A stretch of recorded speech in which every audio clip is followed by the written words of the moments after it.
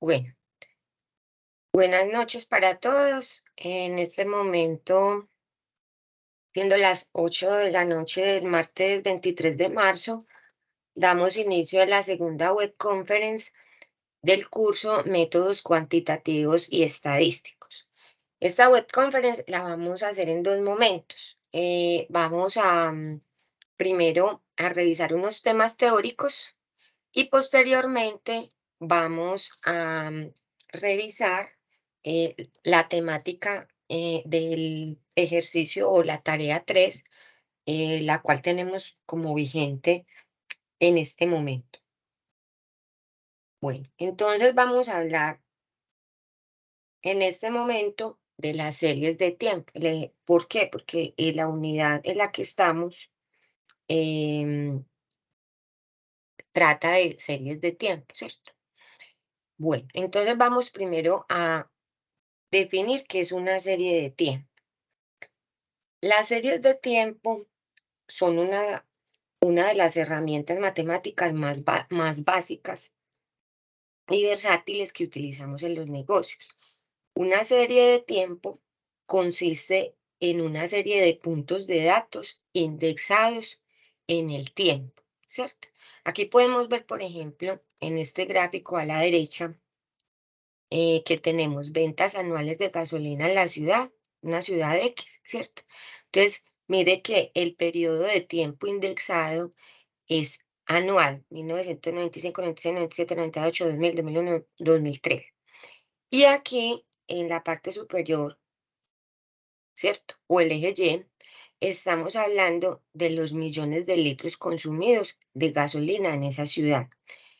Es muy importante que tengamos en cuenta que cuando hablamos de serie de tiempo, es importante que las bases estén en la misma unidad. Es decir, si yo voy a hablar de años, perfecto, entonces voy a hablar de años. Si voy a hablar de días, pero no debo mezclar días con años, con meses, sino que si yo quiero trabajar trimestres, semestres, debo homologar toda mi base de datos en función de una misma serie de tiempo o en función de una misma distribución, ¿cierto? Este tipo de series se pueden modelar, pues pueden modelar lo que sea desde la evolución de las ventas de una empresa, la evolución de los precios de los productos, em, la base anual, se puede utilizar bases anuales, mensuales, diarias, inclusive la gente también utiliza horas. Las series de tiempo son usadas para describir, visualizar, modelar y pronosticar un número de variables. Perdón un momentico, Jessica, yo miro aquí si alguien eh, necesita conexión. No, en este momento todavía no hay nadie que nos esté pidiendo conexión. Bueno, entonces eso es una serie de tiempo. Listo. Ahora bien, las series de tiempo se utilizan principalmente con una función descriptiva. ¿Por qué con una función descriptiva? Porque pueden resumir una gran cantidad de información en un solo gráfico o en una tabla. A veces existe la tendencia a malinterpretar esas series de tiempo. Algo que se presta para esa malinterpretación es el agregado de tiempo que utilizan las series. Por ejemplo, nuestros meses calendarios son un modo bastante, pues, como arbitrario, pudiera decir uno, de dividir el tiempo.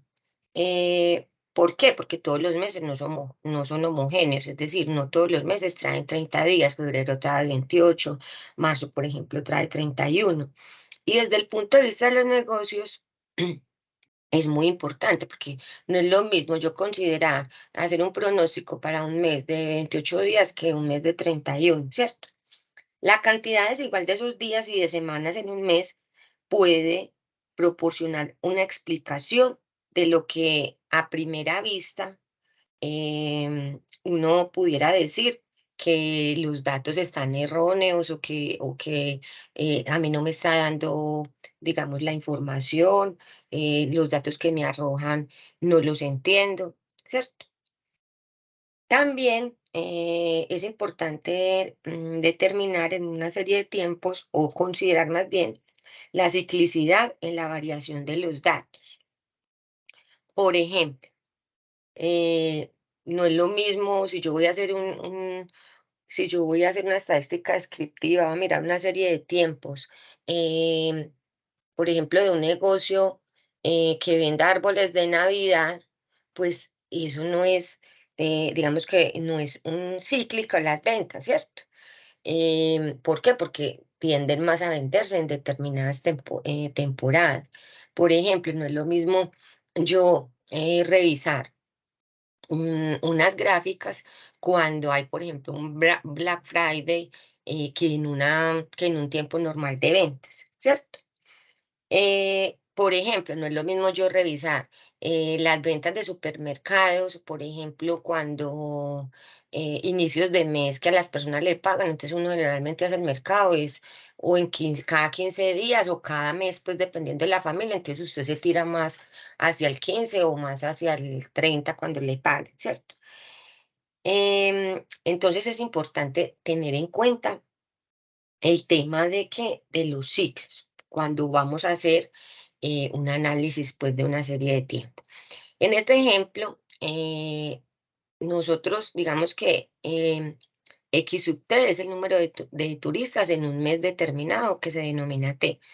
Y aquí, por ejemplo, X sub 1 dice que entonces el número de turistas en ese periodo son 2.698.170 y va hasta el periodo T, que es 116, puede ser que estemos hablando de días, y allí es 1.179.677.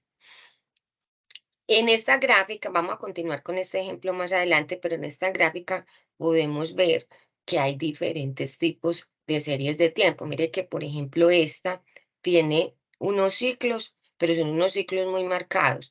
Empieza subiendo, luego baja, luego vuelve y sube, luego baja, pero casi es, los picos casi son en línea.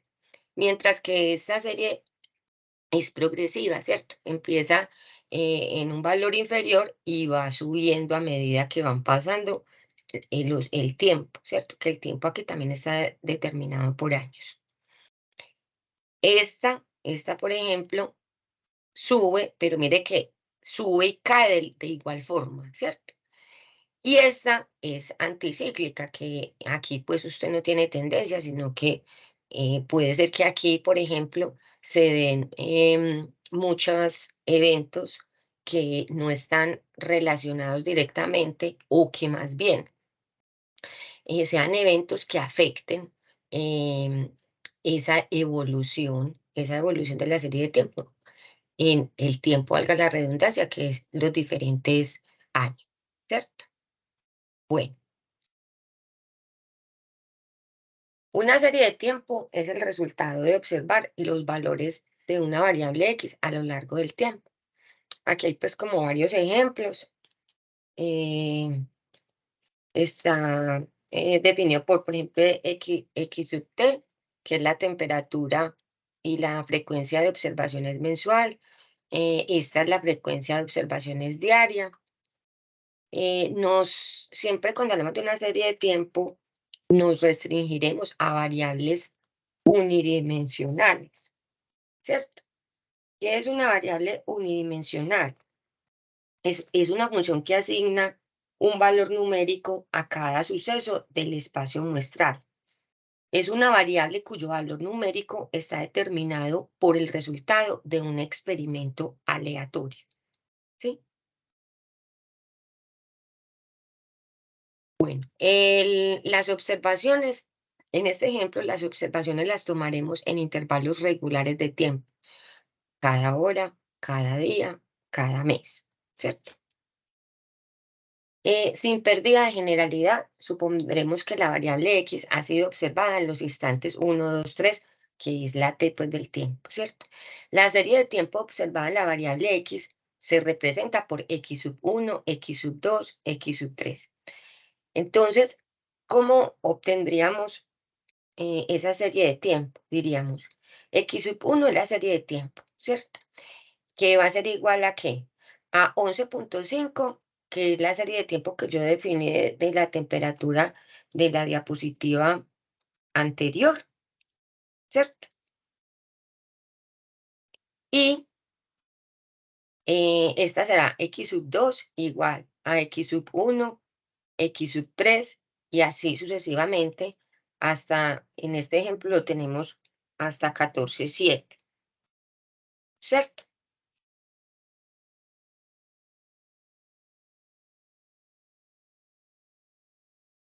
Bueno, ante una serie de tiempos, lo primero que se debe hacer es representar un gráfico de secuencia, que entendemos o qué decimos cuando hablamos de un gráfico de secuencia.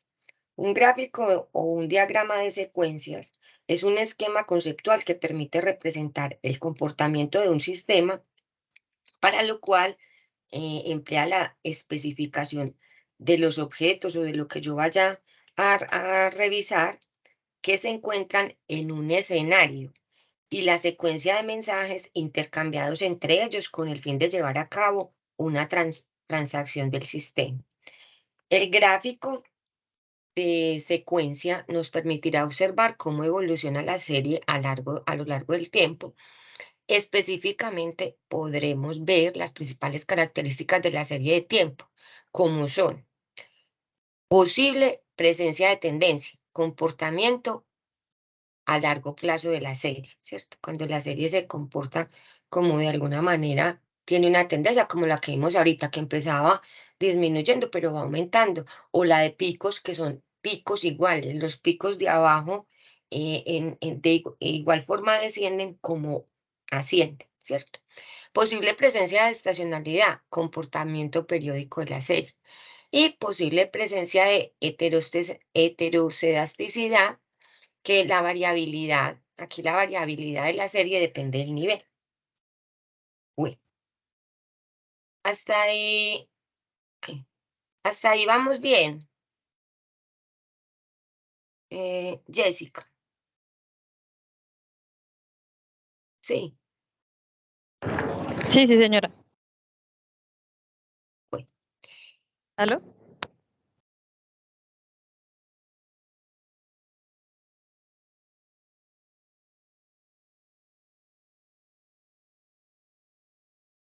Bueno. Descomposición clásica de una serie de tiempo. El objetivo de hacer esto o de descomponer una serie de tiempo es construir un modelo que describa de una manera sencilla la evolución de las series de tiempo, ¿cierto? Para ello se asume que los datos X sub t pueden expresarse como una función de un componente de tendencia t, de un componente estacional X sub t y de un error que se denomina t. Cuando hablamos de t sub t, hablamos de que modeliza el comportamiento a largo plazo de la serie. Cuando hablamos de S sub t, modeliza el comportamiento periódico de la serie. Y cuando hablamos de A sub t, está formado por el efecto de diversos factores de poca importancia y que a menudo desconocemos. Representa la parte impredecible de la serie, ¿sí? Los modelos que se utilizan con más frecuencia son el modelo administrativo y el modelo multiplicativo, ¿cierto? El modelo aditivo, perdón, y el modelo multiplicativo son generalizaciones del modelo de regresión lineal. O sea, estos dos modelos son modelos de regresión lineal.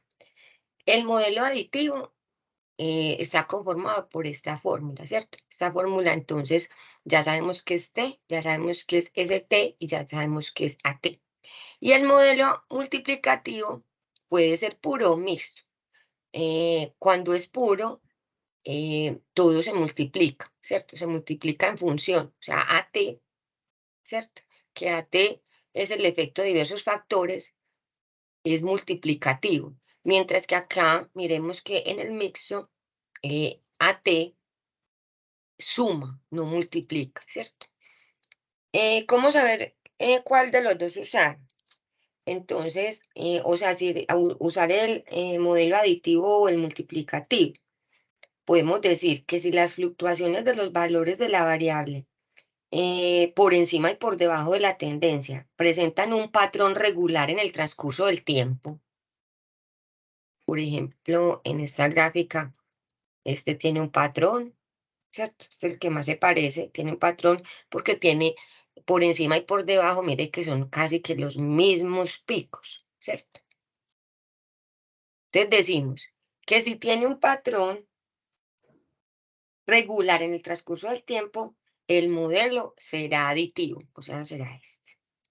Si por el contrario la amplitud de dichas fluctuaciones crece o decrece con la tendencia, el esquema es multiplicativo, ¿cierto?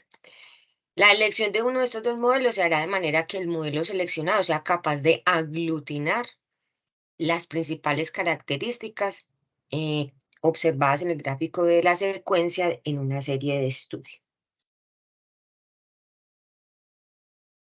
Bueno, digamos que eso ese es como el repaso de las definiciones de series de tiempo, ¿cierto?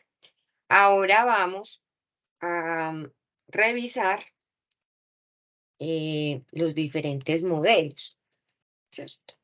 Entonces vamos a hablar del modelo ARIMA, ¿cierto? Se han analizado, digamos que ¿qué es ARIMA? Primero que todo. Es un modelo estadístico que utiliza variaciones y regresiones de datos estadísticos con el fin de encontrar patrones para una predicción hacia el futuro, ¿sí? Se han estudiado o se han analizado las series temporales desde un punto de vista eh, determinista o clásico, ¿cierto? Em, digamos que en la actualidad esos modelos se revisan o se estudian desde un punto de vista estocástico o moderno. em, y que utiliza pues métodos un poquito más complejos y que requieren series más largas. Estos dos señores, Box y Jenkins, han desarrollado modelos estadísticos. Han desarrollado modelos estadísticos para series temporales que tienen en cuenta la dependencia existente entre los datos. O sea, que cada observación en un momento dado es modelada en función de los valores anteriores.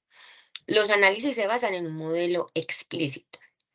Los modelos con el nombre genérico de ARIMA, o sea, ARIMA significa o viene pues del nombre en inglés que se llama Autoregressive Integrate Moving Promedio, ¿cierto? Average.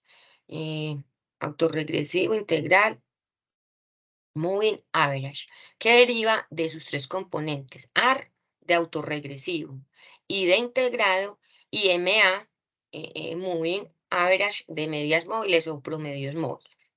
El ARIMA permite escribir un valor como una función lineal de datos anteriores y errores debidos al azar.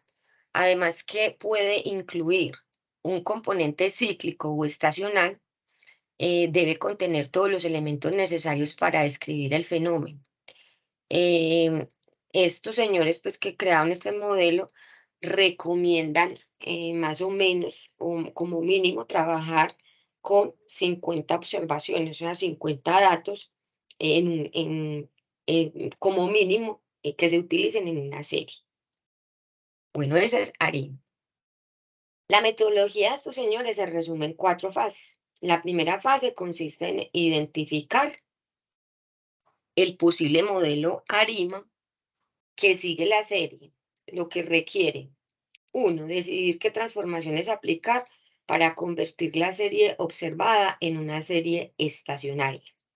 Determinar un modelo ARMA, que ARMA es, digámoslo así, otro tipo de ARIMA que enseguida vemos, para la serie estacionaria, es decir, los órdenes P y Q de su estructura autorregresiva y de la media móvil.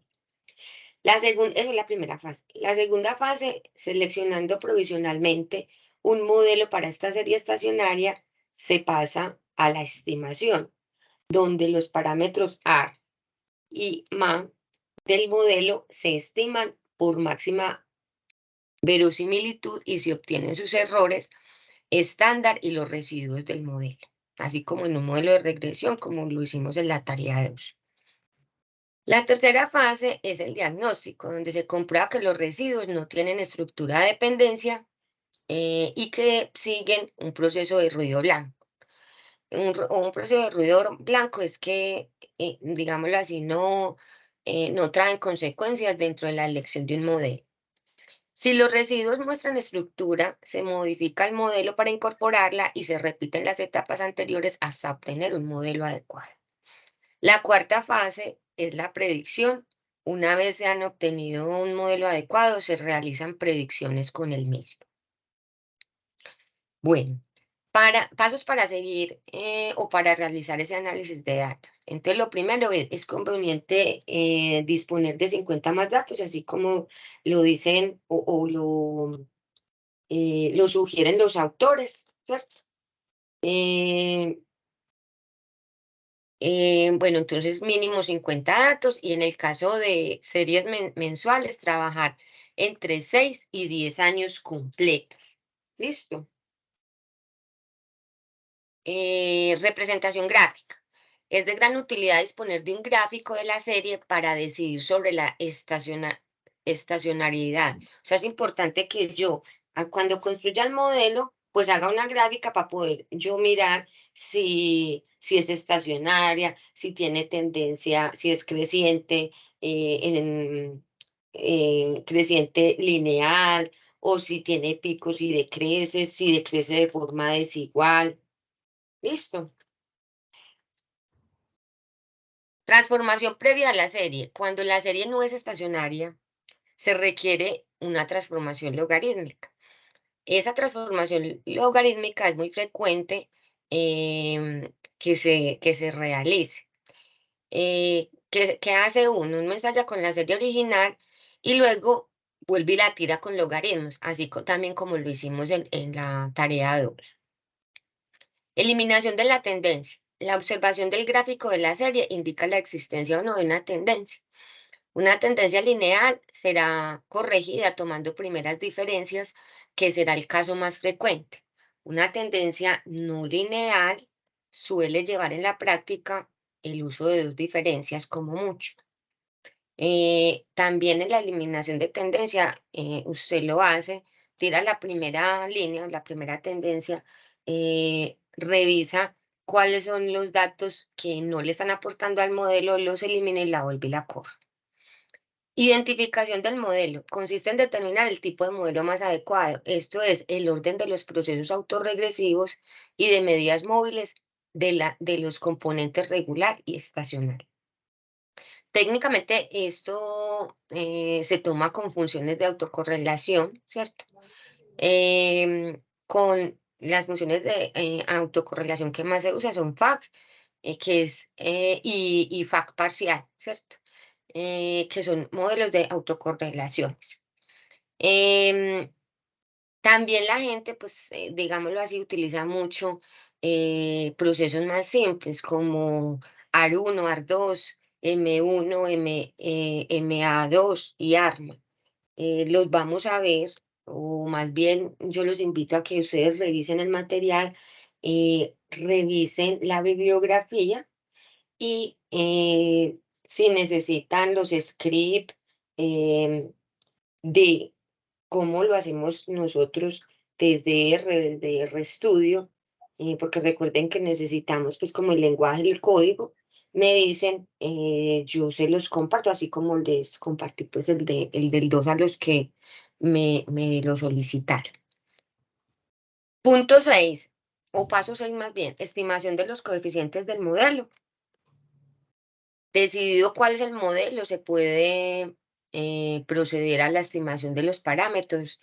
Se trata de un procedimiento pues, muy iterativo y pueden sugerirse valores iniciales, es lo más recomendable.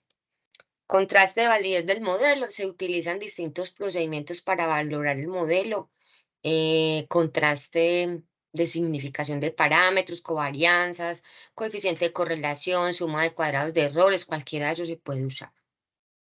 Análisis detallado de los errores. Se tendrá en cuenta las diferencias históricas entre valores reales y estimados por el modelo para su valoración final. Hay que verificar un comportamiento no sistemático de los mismos, así como analizar la posible existencia de errores especialmente significativos. Selección del modelo. Entonces, con base en los resultados de todos los pasos anteriores, se decide cuál es el modelo que va a adoptar. ARIMA completo, AR1, AR2, MA1, MA2. Y llegamos a la predicción. Ya escogido o elegido el modelo, ese se utilizará como fórmula inicial de la predicción. Entonces, con eso yo voy a decir, no, yo escogí el modelo ARIMA completo en función de estas variables. Con esas variables, o más bien con ese resultado, yo tiro el modelo y me va a sacar una predicción. Digámoslo, si yo escogí años, en 6 años, cuál va a ser la evolución de ventas de acuerdo a los datos históricos que tengo basado en estos indicadores, estas series a lo largo del tiempo, ¿cierto? Entonces, ¿cuánto me van a dar las ventas de aquí, estamos en 2023, de aquí al 2030, basado en la fórmula de predicción que elegí de acuerdo al modelo adoptado? Listo. Más o menos, este es un pantallazo de las librerías y de los componentes de ARIMA. Mire que aquí está, por ejemplo, AR, que es el componente autorregresivo, y que es el componente de diferenciación, MA, que es el componente de media móvil, y miren que aquí más o menos él arma la fórmula, ¿cierto? Como les digo, yo tengo estos códigos, pues, ¿cierto? Que nosotros no somos expertos en los códigos, se los puedo suministrar, pues, como para, para este paso 3. Seguimos aquí. Mire que hablamos del ruido blanco. El ruido blanco aquí se determina. Después, como lo vemos, decimos o no si dejarlo dentro de la fórmula. Eh, Bueno, y aquí, miren que ya tiramos esto, por ejemplo, y aquí hicimos una arima, un forecast de arima, ¿cierto?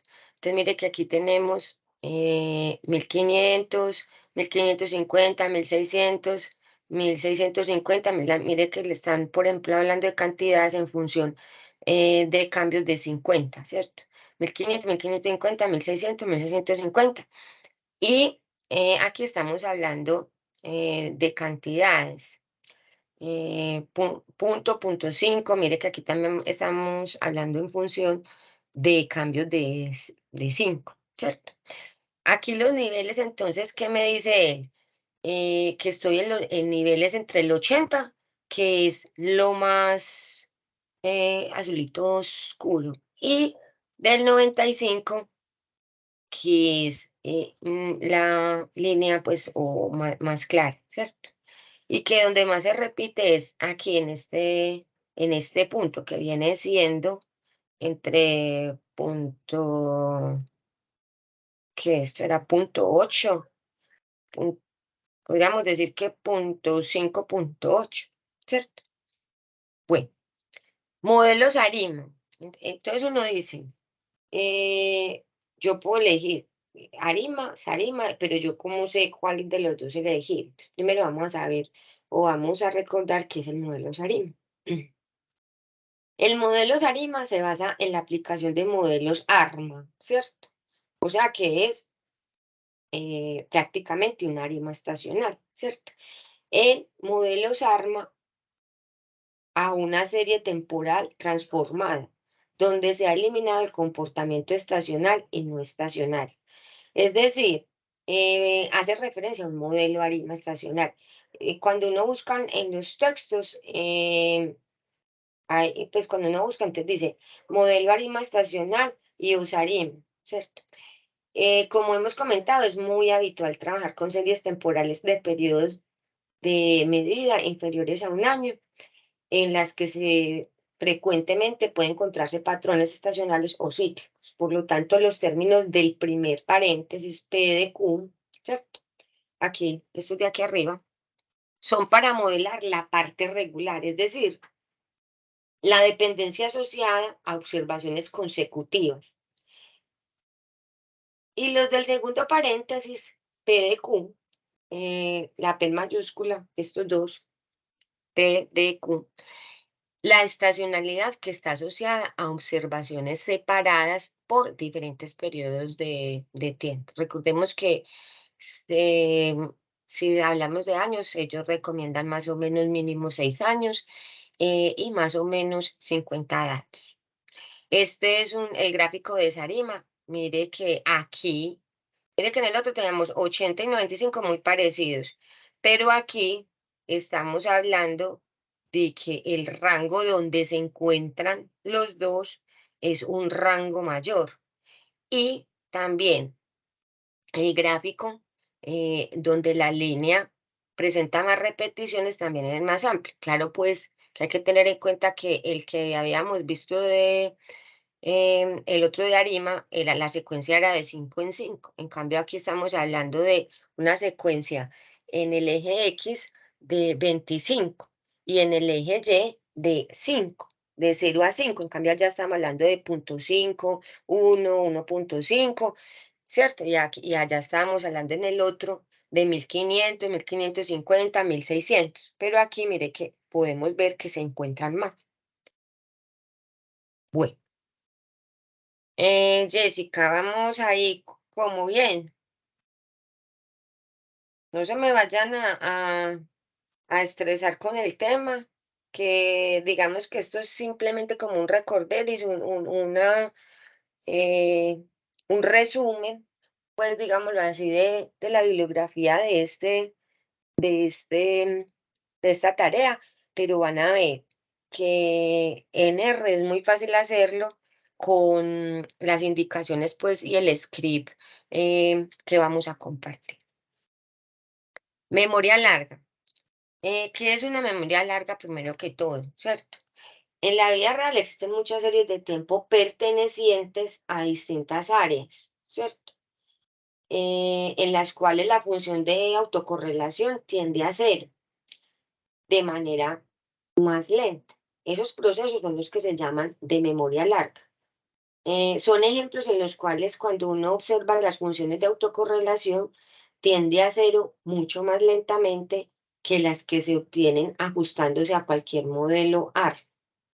Ese fenómeno de la memoria larga se encuentra en ejemplos como las precipitaciones, los fenómenos bursátiles sobre ciertas acciones. Por ejemplo, en este momento estamos en un momento de memoria larga que llevamos mucho tiempo donde las acciones fluctúan muy poco en la bolsa, eh, cantidades mínimas, los precios tienden cada mes a la baja, hay mucha acción que ha estado decreciendo ya hace algún tiempo, o sea, llevan mucho tiempo como en las mismas, ¿cierto? Velocidad del viento, pues en muchas cosas se utiliza. El nombre de memoria larga tiene que ver con el hecho de que podemos tener un P no muy pequeño para valores moderadamente altos de H. Dicho de otra forma, puede existir una correlación importante entre un dato actual y un dato de un pasado remoto o de periodos anteriores. A eso se le denomina memoria a largo plazo. Bueno, digamos que ese es el resumen de el material que se requiere, los conceptos que se necesitan para eh, realizar, la tarea del punto 3 que está vigente a partir de esta semana. ¿Qué vamos a revisar? Vamos a revisar cuál es la actividad de la fase 3. De acuerdo con la lectura del libro que sugiere la bibliografía que está ahí disponible, ustedes se pueden ir al foro del paso 3. Ahí está la bibliografía, la descargan y pueden revisar el capítulo 16 o de econometría el capítulo 22 de aquí de Porter, ¿sí? Y hay que responder esas preguntas. qué es o revisar esto, porque aquí yo les estoy también recordando qué es una serie de tiempo, ¿cierto? Entonces, primero, vamos responder estas preguntas. Bueno, es importante, ahorita vamos a ver que esta tarea tiene dos partes, una parte individual y una parte de trabajo en equipo o de trabajo colaborativo, diferente a la actividad 2. Recordemos que la actividad 2, eh, toda la actividad se desarrolló de manera individual. Entonces, lo primero es que definir o responder a esas preguntas, que es una serie de tiempo, las diferentes clases de series de tiempo, e indicar 4 ejemplos de series de tiempo. Segundo, explica en qué consisten los modelos ARIMA y SARIMA, ilustrando las transformaciones necesarias para su aplicación. Explique cuáles son las principales debilidades en la implementación de los modelos de serie de tiempo ARIMA, en caso de que estos modelos resultan ser eficientes, ¿cierto? Explicar pues en qué caso estos modelos resultan ser eficientes. Explique en qué consisten los modelos BAR y BEC, que esos modelos BAR y BEC están en cualquiera de estos dos capítulos, en el capítulo 16 o en el capítulo 22 de Porter. Explique la importancia del análisis de la macroeconomía en el análisis financiero, ilustre ejemplos. Eso es responder a las preguntas, a la primera. Segundo, o más bien 6, hay que hacer un ejercicio práctico, ¿cierto? En el ejercicio práctico hay que ingresar a la bolsa de valores, pues, a la pestaña de renta variable, seleccionar los datos históricos del comportamiento del precio de la acción de una empresa. Descarga eso en Excel en un periodo de 6 meses, ¿cierto? Grafique la serie en el programa estadístico. Recuerde que ustedes están usando, pues yo vi que muchos están utilizando RStudio, entonces en Project, RStudio, en lo que pues lo estén haciendo. Y analice el comportamiento de la serie. Identifique si la serie es estacionaria a través de la prueba de raíz unitaria de Dickey-Fuller. Si la prueba arroja que no es estacionaria, realice la transformación respectiva, aplicando a la serie el logaritmo natural o primeras diferencias hasta que se pueda indicar la estacionalidad de la serie. Bueno, yo como recomendación les doy, hay que revisar pues qué, qué acción o qué, em, pues cuál es la que vamos a elegir. ¿Por qué? Porque cuando usted elige una que tenga una volatilidad mayor, pues en este punto, ¿cierto? En este punto de que la tiene que transformar, indicar la estacionalidad, entonces ahí puede ser de que tenga que hacerlo más veces, ¿cierto? Con la serie transformada, obtengan los diagramas de autocorrelación simple y parcial e indiquen los rezagos de la serie para construir una ARIMA. Correr el modelo ARIMA, e identificar si tiene buen ajuste con el test de Yuham, que ese también está en esa bibliografía, pues la fórmula, interpretar los resultados e interpretar el nivel de significancia individual. Y realizar el pronóstico de la serie, teniendo para 5 y 10 periodos e interprete los datos. Es el punto individual, ¿sí? O sea, es el que todos tenemos que hacer individualmente. Ya para la etapa colaborativa, digamos que la etapa colaborativa, como somos tan poquitos, pues podemos hacerlo en parejas. Usted puede trabajar con otro compañero, pues el que usted decida. Me avisa pues con cuál, ojalá que por el foro. Y aquí, entonces decimos en un grupo, analicen las 5 acciones realizadas de la actividad individual. Digamos que ahí pues 5 no, porque se vamos a trabajar día 2, pues trabajamos con las 2, ¿cierto? Y seleccionen 2 para realizar un análisis tipo VAR y BEC, explicar la ecuación del modelo VAR teniendo en cuenta los rezagos de cada variable. Estime el modelo del programa estadístico, interprete los resultados, realice las pruebas de especificación del modelo, realice el pronóstico del modelo para 5 y 10 periodos, realice la regresión y la prueba de Engler Grander, que también está en la bibliografía, e interprete los resultados. Es decir, hay que hacer lo mismo, pero revisando las dos, los análisis que hicieron las dos. Y aquí está, en la anterior están pidiendo la prueba de Icky Fuller y aquí están pidiendo la de Engelgrad. Listo. Eso es lo que hay que hacer. No sé, ¿tienen alguna pregunta? Em, Hola, profe, buenas noches. ¿Alguna pregunta? Yo sí, no te había visto. Yo sí, Muy Jessica, amable. ¿alguna pregunta? Cuéntenme. Profe, bueno, dice que miremos lo de los precios de las acciones, ya que en el cuadro solamente debe ir año y precio de acción. Bueno, como les dije, este material pues yo lo voy a compartir en el foro, ¿cierto? En el foro de este paso. Y por ahí, por favor, ustedes me colaboran y me van diciendo qué necesidades tienen, o por el correo me van diciendo cómo van con el script, si ya encontraron, ya revisaron el material. Sí, por favor. O sea que Vale, profe. revisamos el foro para empezar a desarrollar el trabajo, ¿sí? Bueno, entonces no, les deseo una feliz noche. Profe, Como les que dije, les estaba voy a compartir hablando todo el Yoshi. material por el foro. Y entonces me van contando por correo, por el foro, por este grupo, de cómo nos va yendo con la actividad. Sí,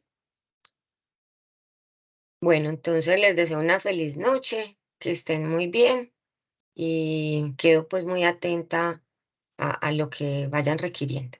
Muchas gracias.